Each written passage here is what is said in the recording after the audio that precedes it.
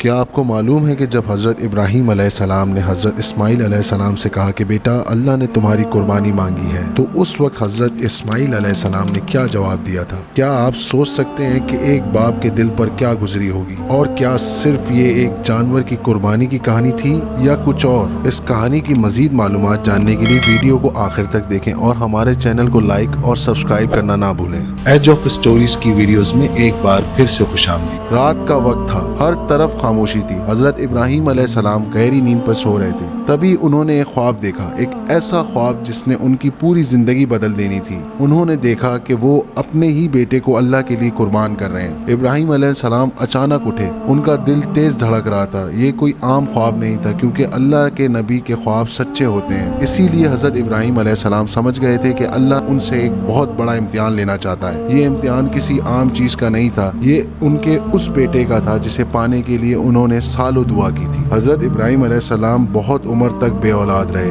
ہر روز اللہ سے دعا کرتے تھے کہ انہیں ایک نیک بیٹا پیدا ہو۔ پھر اللہ تعالیٰ نے ان کی دعا قبول کی اور حضرت اسماعیل علیہ السلام پیدا ہوئے۔ ابراہیم علیہ السلام ان سے بہت محبت کرتے تھے۔ اسماعیل علیہ السلام ان کی آنکھوں کا نور تھے۔ وقت گزرتا گیا، اسماعیل علیہ السلام بڑے ہونے لگے اور حضرت ابراہیم علیہ السلام کے ساتھ چلنے پھرنے لگے۔ اللہ کی طرف سے وہ حکم آ گیا جو کسی بھی باپ کے لیے دنیا کا سب سے مشکل حکم ہو سکتا تھا۔ کئی دن تک ابراہیم علیہ السلام پریشان رہے۔ وہ جانتے تھے کہ اللہ کا حکم سچ ہے، لیکن ایک باپ کا دل بھی ان کے اندر تھا۔ آخر ایک دن انہوں نے ہمت کی اور اسماعیل علیہ السلام کو اپنے پاس بٹھایا، اور پھر ابراہیم علیہ السلام نے دھیری آواز میں کہا، بیٹا میں نے خواب میں دیکھا ہے کہ اللہ نے تمہاری قربانی مانگی ہے۔ کچھ لمحوں کے لیے سناٹا چھا گیا۔ سوچو، ایک چھوٹا بیٹا اور اس کے سامنے اس کا باپ یہ بات کہہ رہا ہو۔ لیکن اسماعیل علیہ السلام نے جو جواب دیا اس نے اس واقعے کو قیامت تک کے لیے عظیم بنا دیا۔ انہوں نے کہا، آپ کو جو حکم دیا گیا ہے آپ وہ کر دیجئے، انشاءاللہ آپ مجھے صبر کرنے والوں میں پائیں گے۔ یہ اللہ پر پورا یقین بول رہا تھا۔ اب دونوں اللہ کے حکم کے لیے تیار تھے۔ پھر ابراہیم علیہ السلام اپنے بیٹے کو لے کر منی کی طرف چلے۔ روایت میں آتا ہے کہ راستے میں شیطان نے انہیں بہکانے کی کوشش کی، کبھی ابراہیم علیہ السلام کو روکا، کبھی ہاجرہ علیہ السلام کو اور کبھی اسماعیل علیہ السلام کو، لیکن انہوں نے شیطان کی بات نہ سنی۔ آخر وہ منی پہنچ گئے۔ یہ وہ لمحہ تھا جہاں ایک باپ کا ایمان اور اس کا دل